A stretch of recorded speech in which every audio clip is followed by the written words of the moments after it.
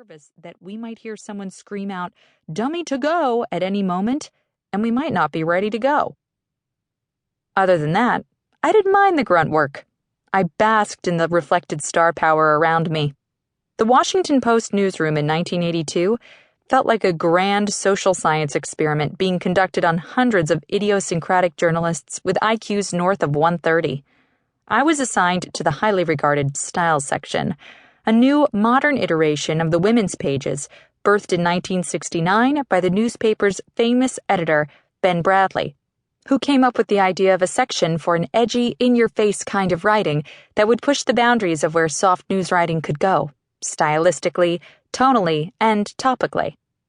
Style would become an incubator for some of the most innovative and voicey and daring feature writing of its time, including that by Nicholas von Hoffman, Myra McPherson, Tom Shales, and Henry Allen.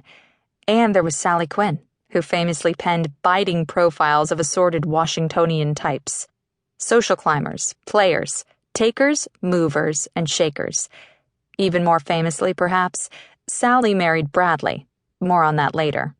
But I didn't have much of a sense of this recent history, arriving with just the most cursory understanding that the newspaper and its charismatic editor were household names because of Watergate and because of the movie chronicling that era, All the President's Men, which had come out just 6 years before I stepped foot in the newsroom.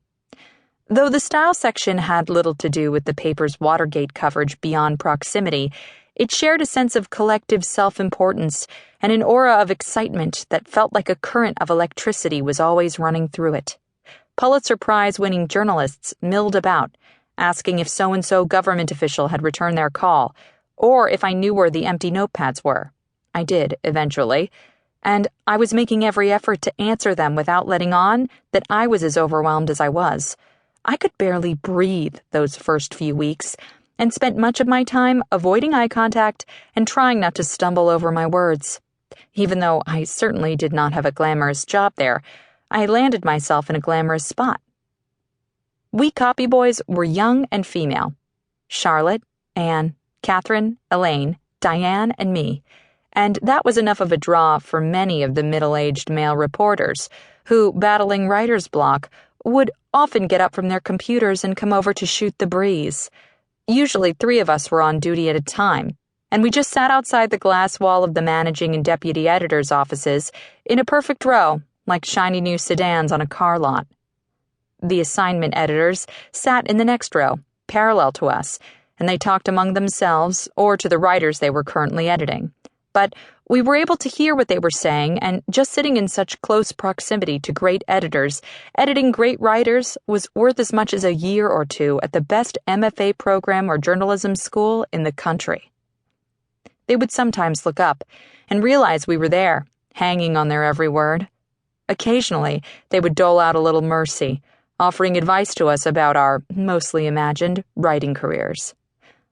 "Let me give you a little piece of wisdom," Harriet Fear, one of the assignment editors, said one morning, apropos of nothing, yawning and stretching. "Don't get too fat and happy in any job." I looked at her blankly, and she sighed at my lack of understanding. "Always move on to the next challenge," she continued.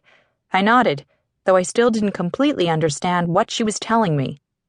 Harriet's last name was pronounced Fear, and she was a bit scary, in the sense that she was more confident than any woman I had ever encountered, and also louder. She wore black leather boots and tight sweaters and exuded an unapologetic sensuality. She had come to the Post from Rolling Stone, where she'd been a managing editor who had worked her way up from switchboard operator.